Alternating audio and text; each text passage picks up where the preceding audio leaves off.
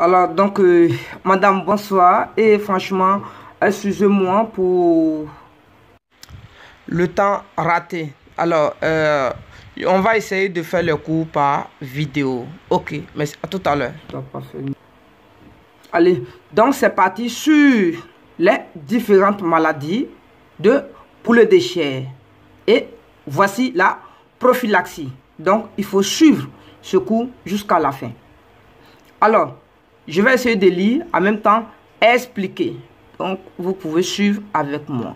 S'il y a des questions à partir de là, vous les mettez sur un bout de papier. Il y aura une séance de vidéoconférence où vous pouvez me poser les questions comme vous voudriez. Ici, la vidéo qui serait faite ici peut être repris à tout moment.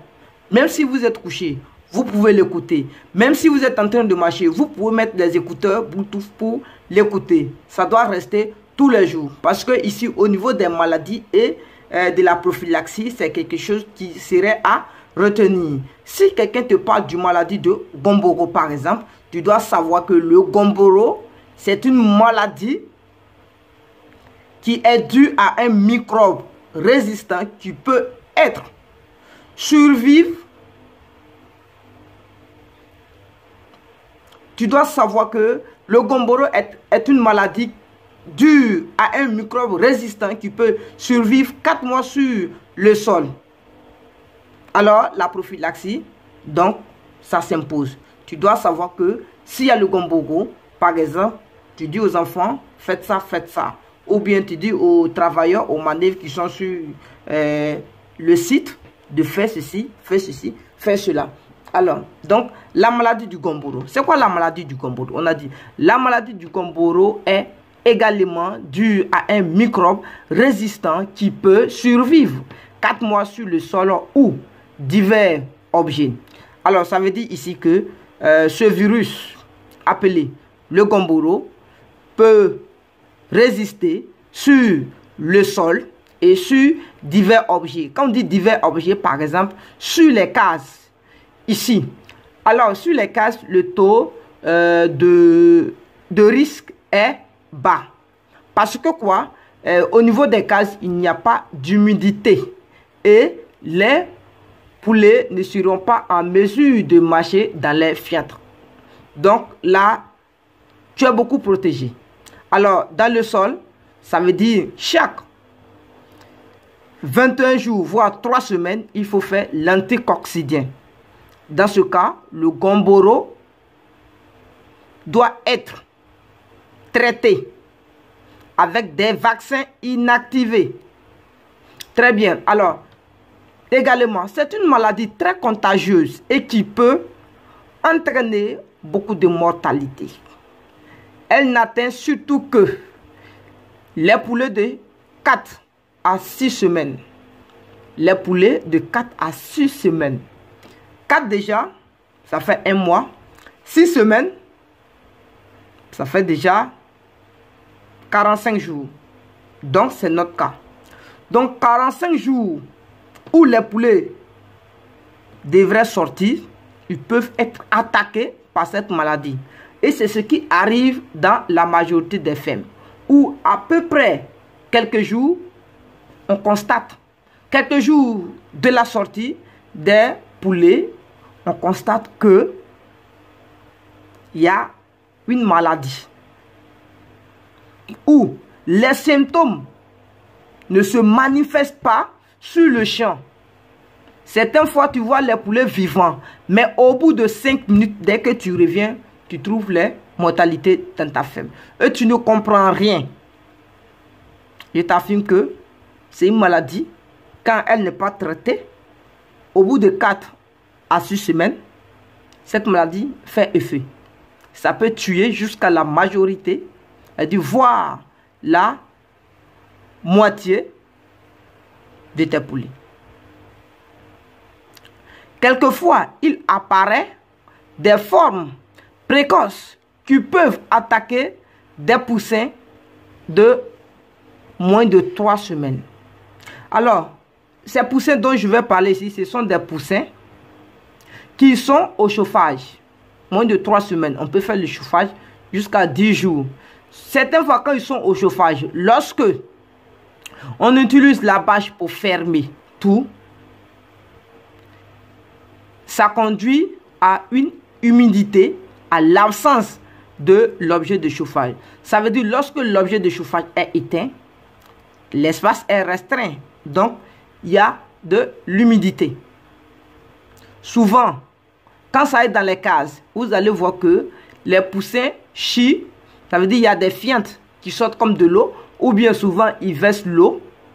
Et pour ne pas faire des bruits, comme les gens les disent tantôt, on ne fait pas des bruits dans les fermes. Mais je vous affirme que c'est tout une question d'habitude. Lorsque les poulets sont habitués à des bruits, ils peuvent grandir sans problème. Mais lorsqu'ils ne sont pas habitués à des bruits, voilà, c'est pour ça, souvent, quand il y a des bruits, ils sont un peu stressés. Alors, donc, si ils sont encore des poussins qui sont au chauffage, si c'est dans les cases, alors vous pouvez retirer et nettoyer les cases chaque jour. S'ils sont en chauffage, en plein air, ça veut dire sur le sol, vous pouvez retirer le copeau et remettre un autre copeau sans problème. Alors, donc, la contamination se fait par les excréments. La contamination, ça se fait par des excréments. Ici, les excréments, c'est quoi? Ce sont les fientes. Le copeau, ça veut dire les objets sur lesquels ils marchent. Les objets dégénérés. Les objets qui doivent être détruits à la suite de l'élevage. Elle se manifeste le plus souvent par une forte fièvre et une diarrhée blanchâtre. Vous allez voir que les fientes, souvent, les fientes deviennent... les fientes sont blanches et vous allez voir que certaines fois ça tire comme c'est du col. Voilà. Et lorsque tu remarques ça, il faut te dire que ce sont des symptômes du Gumboro. Ce sont les symptômes du Gumboro. Donc, automatiquement, tu t'improvises là et tu trouves des solutions. Ok. Donc, les poulets sont prostrés. Le plumage est ébouriffé. Quand je dis le plumage est ébouriffé, souvent, vous allez voir que au niveau de leur plumage, ça veut dire que vous allez voir un changement rapide où les plumages seront presque arrêtés. Vous allez voir que c'est comme il est touffu. C'est-à-dire le poulet devient touffu sur les plumages. C'est comme s'il est en train de se secouer. Et vous allez voir que les plumes, tous les plumes qui sont sur lui se lèvent sur son corps. Et vous allez voir un changement au niveau de lui. Donc là, les mortalités interviennent vers la fin de l'après-midi, après une courte crise. C'est en majorité dans les heures chaudes. On ne peut pas constater ces taux de mortalité dans des moments où il fait froid. Quand il fait trop froid, les poulets sont accroupis et là, il n'y a pas de problème. Mais lorsqu'il fait chaud, ils sont obligés de se mouvementer. Et quand ils se mouvementent, c'est là la maladie attaque automatiquement. Donc, c'est pourquoi j'ai mis ici. Dans l'après-midi, voilà, 13h, 14h et 15h. Ça, on ne joue pas. Si la maladie est présente, là, vous allez remarquer les taux de mortalité. Alors, quel est le traitement qui permet de limiter les mortalités? Mais, ces traitements, je vous affirme que ce sont des traitements qui ne sont pas efficaces lorsque la maladie ou bien le traitement n'a pas été prémédité au 5e jour. C'est pourquoi vous allez voir le tableau.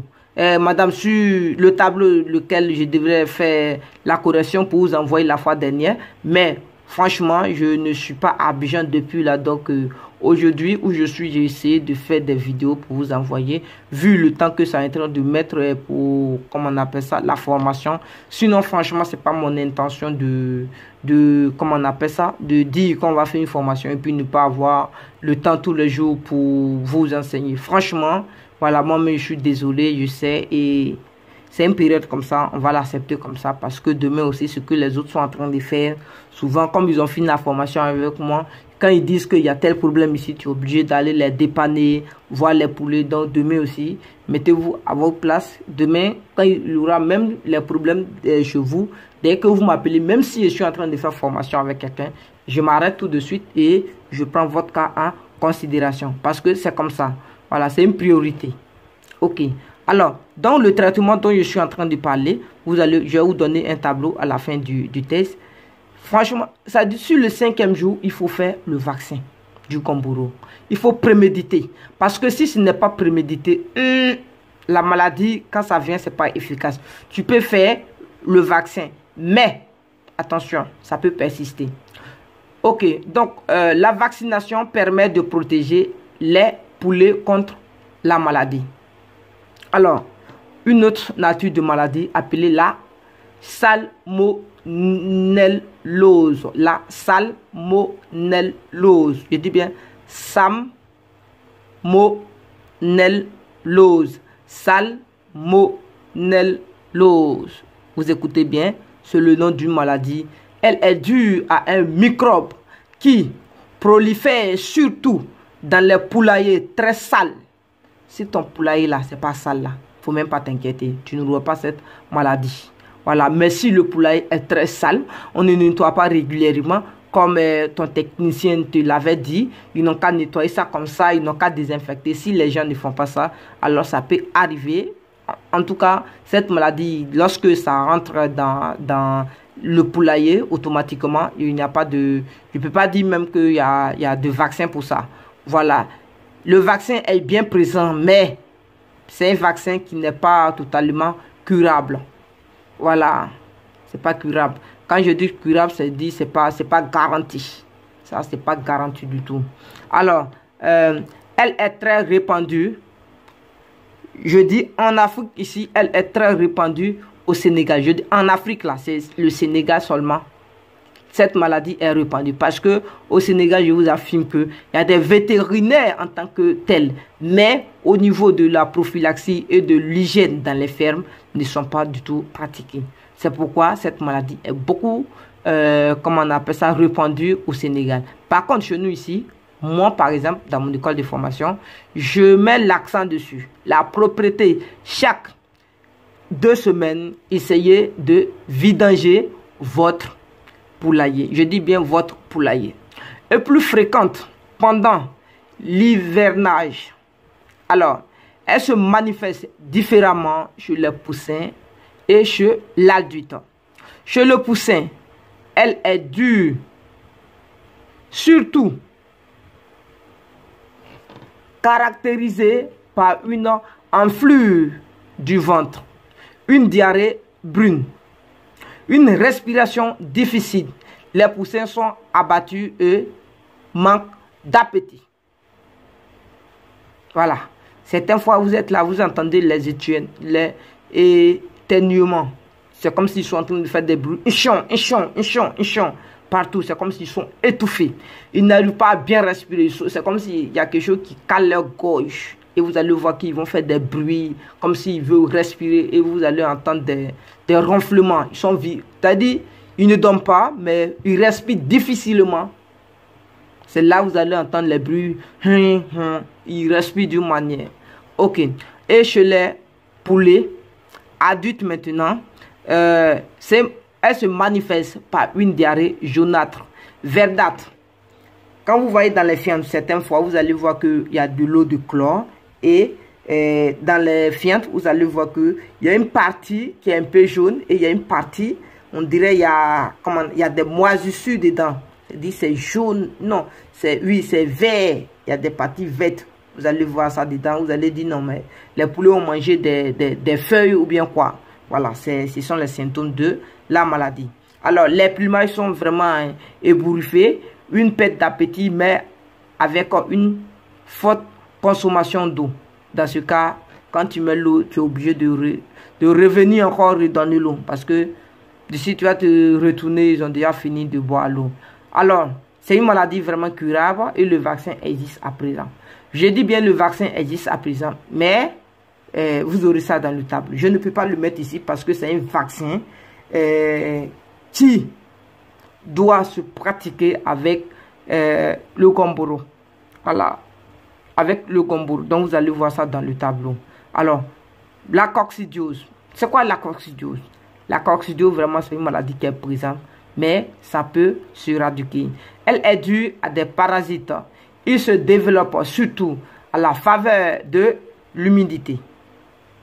Il dit à la faveur de l'humidité. Lorsque votre ferme est humide, la coccidiose s'installe. C'est pourquoi il faut faire l'anticoccidien. Alors, les poulets se contaminent par leurs excréments. Ok, par leurs excréments. Elle se manifeste par une diarrhée accompagnée de sang. Les poulets maigrissent, leur bec et leurs pattes deviennent très pâles. C'est bon? Alors, la prévention et le traitement de la maladie se fait à l'aide d'anticoccidiens. Voilà, il y a plusieurs médicaments anticoccidiens. Donc, vous aurez ça dans la prophylaxie. Alors, donc, chaque 2 jours, prévoyez l'anticoccidien lorsque la maladie est présente dans votre ferme. Mais lorsque la maladie n'est pas présente dans votre ferme, vous pouvez faire 2 semaines et vous faites le traitement d'anticoccidien. D'ailleurs, ces produits sont souvent incorporés dans les aliments de volaille pendant leur fabrication. Certaines fois, dans les aliments, il y a le produit dedans. Par exemple, en Côte d'Ivoire, par exemple, quand on dit marguidave, et tu fais la synthèse, la formule dont moi-même je compose, je mets la maladie et je mets le vaccin de gomboro. Donc, je mets le produit anticoccidien dedans pour ne pas que ces petites maladies attaquent les poules. Même si tu fais l'anticoccidien, ça marche. Tu n'as pas fait, ils ne vont pas tomber malades. L'humidité ne peut rien faire. Ok. Alors, les parasites intestinaux. Quand je dis parasites intestinaux, ça fait partie de l'intestin. Donc, par là, c'est à l'intérieur. Je vous explique d'abord. C'est copeaux sales qui provoque ça. Je dis bien copeaux sales. Le copeau est sale. Et lorsque le maïs ou bien les aliments versent dans le copeau qu'ils mangent, ça crée des parasites intestinaux. Voilà, ça c'est quelque chose. Vous allez voir qu'il y a des vers.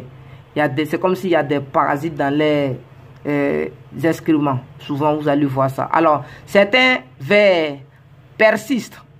Les volailles en s'installant dans leur intestin pour se nourrir de l'aliment qu'elles ont consommé. Donc, plutôt, c'est qu'ils ont consommé. Ainsi, il entraîne un retard de croissance de poulet. Il s'agit surtout des ascaris. Des ascaris, c'est le nom des parasites. Des hétérachis, nom des parasites. Et de tout petits vers ressemblant à des cheveux appelés capillaires. Certaines fois, quand ils déposent les fientes, vous allez voir que c'est comme s'il y a des bêtes dedans. Blanc, petites. Vous allez voir ça. Elles sont blanches, comme ça. Petites, dans des fientes. Voilà. Il s'agit des poux, puces, argas. Quand je dis argas, voilà, c'est des choses, des vers dont je parle. Puce ici, c'est comme si c'est, vous allez voir que c'est comme si c'est de la colle, mais ça tire. Et oh non, excusez-moi, ça doit être les démangeaisons. Quand je dis démangeaisons, ça, à partir de là, vous allez voir que les poulets vont commencer à se piquer. Il est là, 1, 2, 3, il soulève ses ailes. Et puis, c'est comme s'il pique. Il y a quelque chose dedans qui le dérange. Voilà, c'est comme ça. Les corps là, ils piquent partout, ça les démange. Là, partout, ça les démange. Donc, ils persistent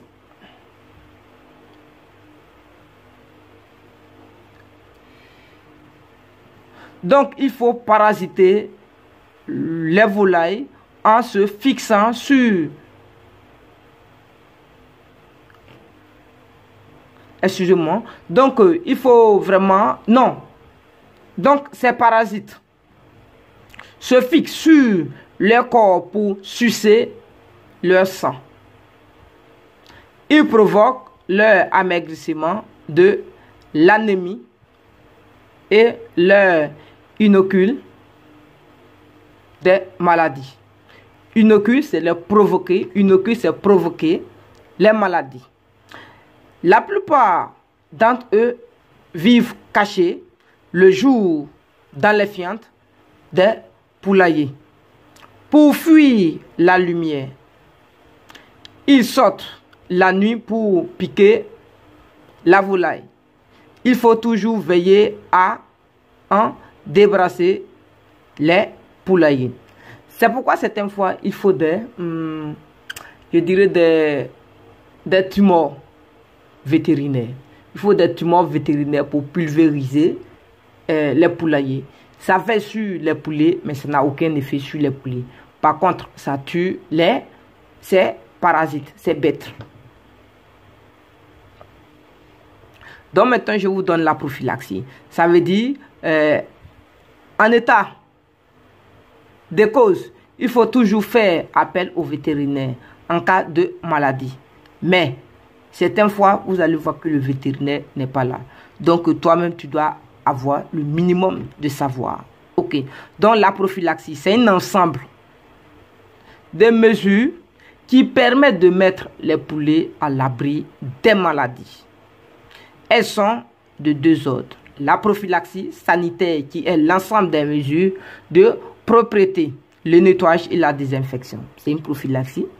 La prophylaxie médicale, il repose sur la vaccination et les traitements préventifs. Alors, donc, ce que moi je vous conseille d'abord, c'est la prophylaxie sanitaire. La prophylaxie sanitaire, ça ne demande pas de moyens.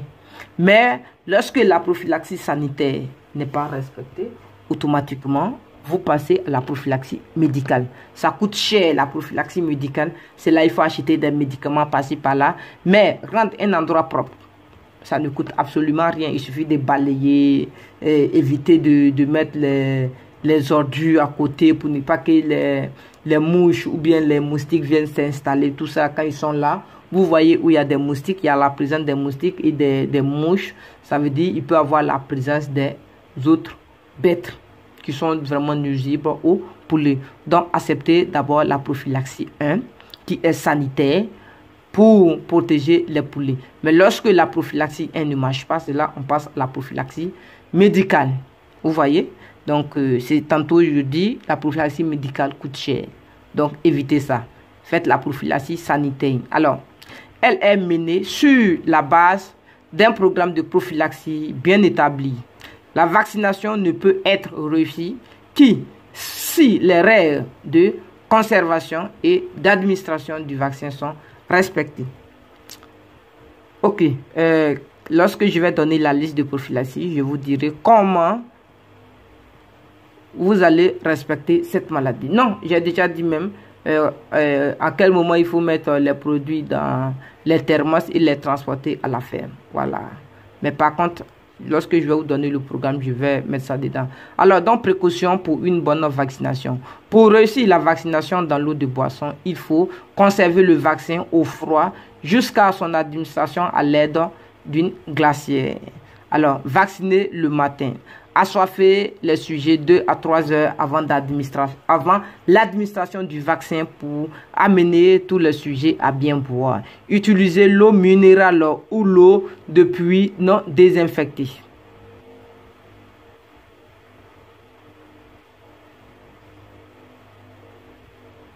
Jamais l'eau de robinet pour éviter la destruction du vaccin pour les antiseptiques.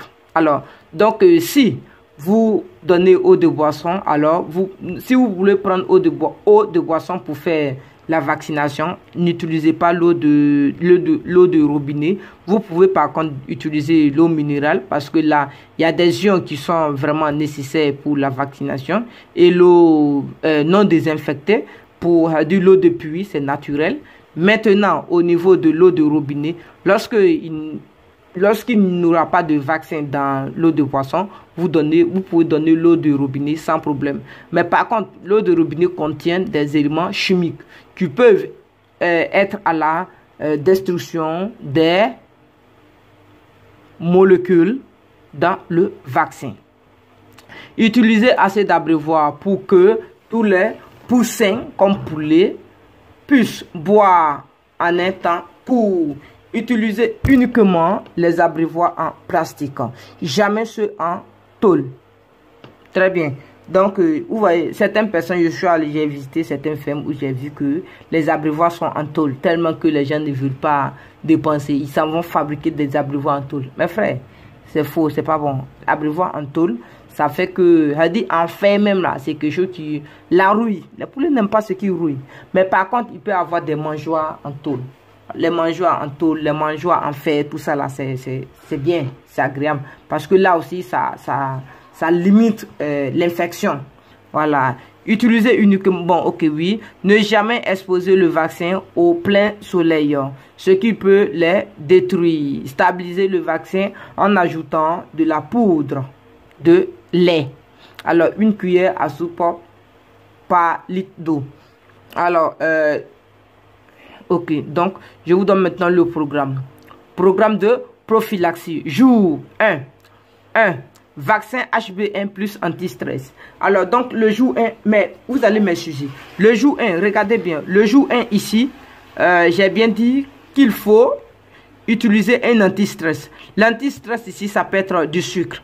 Voilà, le plus courant, c'est le sucre que je vous donne. Vous pouvez utiliser le sucre. Mais le vaccin HB1, vous le laissez. L'anti-stress, deuxième jour, du sucre, vous mettez le sucre dans l'eau. L'anti-stress, troisième jour, vous mettez le sucre dans l'eau. Mais le cinquième jour, qui n'est pas marqué ici, vous utilisez le HB1, vaccin Gumboro. HB1, vaccin Gumboro et le H120. Alors, je vais corriger ce tableau. C'est sur ça que j'étais arrêté la fois dernière, madame. On n'a pas encore corrigé. Mais quand je serai à Abidjan, je vais vous envoyer la correction de ce tableau. Donc, la prophylaxie, là, je sais vraiment que c'est important. Mais je vais tout reprendre pour vous envoyer. Excusez-moi, je sais. Alors, suivi des performances.